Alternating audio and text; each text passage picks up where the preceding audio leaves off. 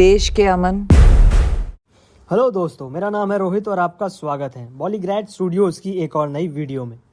सलमान खान की upcoming film tiger 3 का थोड़े दिनों बाद काउंटडाउन शुरू होने वाला है और 12 नवंबर को फटेगा एक बम और होगा एक बड़ा ब्लास्ट, क्योंकि टाइगर 3 और दिवाली एक साथ ही आ रहे हैं।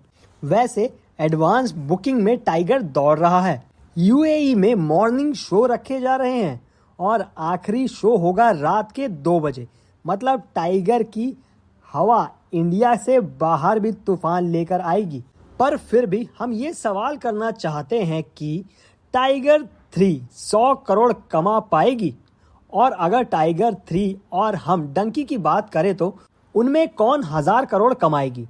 हम जानते हैं कि आप इस बात पर हंसेंगे कि डंकी तो एक ड्रामा फिल्म है और टाइगर 3 पूरी तरह से एक्शन फिल्म। फिर इन दोनों का कंपैरिजन कैसे कर सकते हैं? तो आपकी बात बिल्कुल सही है, पर नवंबर से दिसंबर तक जितनी भी फिल्में आने वाली हैं उनमें 4 फिल्में मोस्ट एंटरटेनिंग फिल्म है। टाइगर 3, सालार, डंकी, एनिमल। उसमें से हमने टाइगर 3 और डंकी इसलिए ली क्योंकि ये सलमान और शाहरुख खान की फिल्म है और टाइगर 3 में शाहरुख की एंट्री होने वाली है। देखिए, जॉनर कौन सा भी हो, पर यहाँ बात तो 1000 करोड़ की हो रही है। अब टाइगर 3 को देखा जाए तो सलमान अपने ओरिजिनल अवतार में नज़र आते हैं। फिर किसी का भाई किसी की जान उनकी खुद के प्रोडक्शन की ही फिल्म थी। इसके लिए उन्होंने क्या क्या किया था, नकली बाल लगाए थे और पता नहीं क्या क्या, पर फिर भी उस फिल्म में अपने कैरेक्टर को एंजॉय करते हुए नहीं नजर आए। वो उनकी फिल्म लगी ही नहीं रही थी। पर टाइगर 3 में ऐसा लगता है कि वो पूरे उस कैरेक्टर में घुस गए हैं, जैसे वो उनकी फेवरेट फ्रेंचाइजी है और यही अवतार उन्हें सूट करता है। दूसरी बात ये है कि ये 12 नवंबर को रिलीज़ होने वाली है और डंकी दिसंबर को, यानी कि बीच में बहुत बड़ा गैप है। पर कॉन्सेप्ट की बात करें तो ट्रेलर से लग रहा है कि कंटेंट अच्छा होगा, पर 3 घंटे की फिल्म में ये अच्छी तरह से पता चल जाएगा कि सच में कंटेंट अच्छा है। मतलब स्क्रिप्ट इतनी पावरफुल है कि नहीं कि वो 1000 करोड़ पे पहुंच जाए। ऊपर से डंकी को आप देखेंगे, कोई रिपोर्ट देखना तो उसमें लिखा होगा कि 1000 करोड़ कमाने के फुल चांसेस हैं। यानी कि राजू हिरानी ने अपनी फिल्मों में एक ऐसा जादू चलाया है कि कोई भी फिल्म देखे बिना ये डंके की चोट पर कह सकता है कि फिल्म 1000 करोड़ कमाएगी। तो ये टाइगर 3 को एक थोड़ा सा संभल कर रहना पड़ेगा। पर टाइगर 3 को एक फ़ायदा है कि 12 नवंबर को कोई फिल्म नहीं आ रही है। इसका मतलब कि सिर्फ टाइगर का राज है। पर डंकी के साथ बीच में सालार टपक पड़ी है, तो यहाँ पर स्क्रीनिंग, एडवांस बुकिंग से लेकर बहुत कुछ गड़बड़ करने वाला है। टाइगर 3 को बहुत सारे फ़ायदे होने वाले हैं, क्योंकि अगर टाइगर 3 के बाद की भी फिल्म देखें तो 1 दिसंबर से एनिमल, शाम बहादुर रिलीज़ होने वाली है, यानी बीच में बहुत गैप है। तो टाइगर आराम से पैसा वसूल कमाई कर सकता है।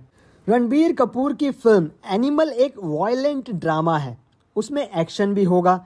इसमें फादर सन रिलेशनशिप भी दिखाई जाएगी, बस अलग ढंग में।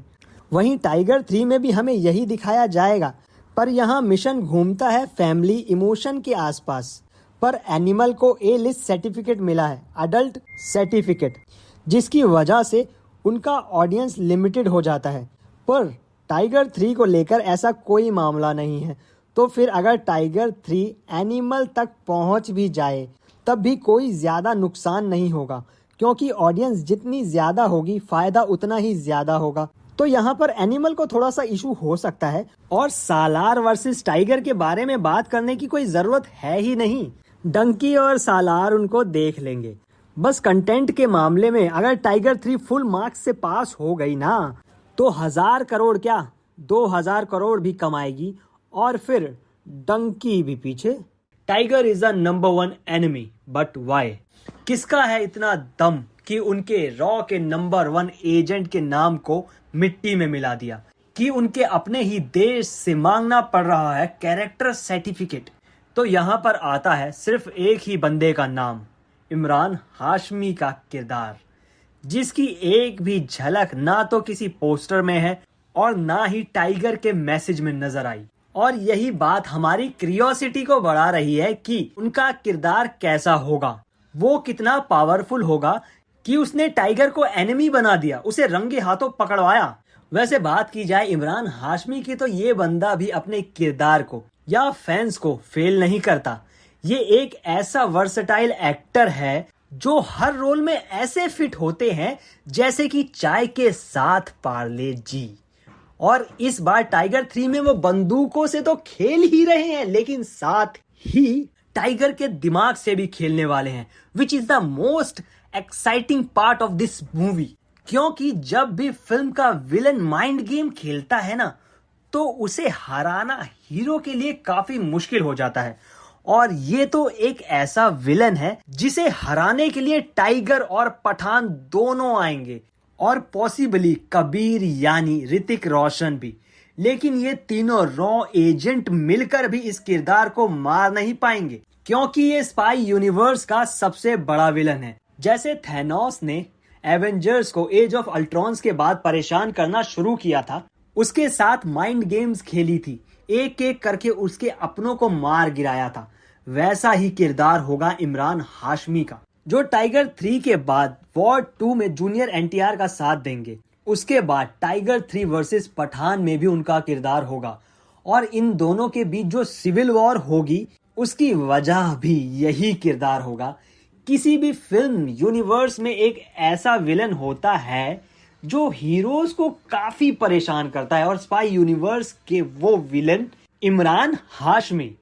उसके साथ ही हम टाइगर 3 से काफी सारे हाई लेवल के एक्शन की उम्मीद कर सकते हैं, क्योंकि टाइगर के मैसेज में ही इतने सारे सीक्वेंस नजर आए जिसमें बेकाबू टाइगर जीप पर जंप मारकर चढ़ रहा है, तो कभी स्पाइडरमैन की तरह ब्रिज से लटक रहा है, तो कभी इस्तांबुल के एक बड़े टावर से हाई जंप कर रहा है, तो कभी बाइक से एक सुपर जंप।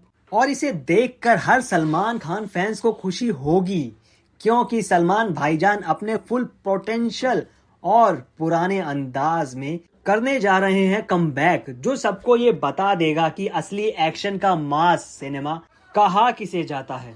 पहले हमें ऐसा लगता था कि फिल्म में एक्शन थोड़ा रिस्की होता है, क्योंकि टाइगर 3 को डायरेक्ट कर रहे हैं मनीष शर्मा, जिन्होंने इससे पहले कम एक्शन फिल्में और ज्यादा रोमांटिक फिल्में डायरेक्ट की है, जिसमें बैंड बाजा बारात, शुद्ध देसी रोमांस और बधाई हो जैसी फिल्में शामिल है। और इसके साथ ही उन्होंने SRK की जीरो भी डायरेक्ट की है।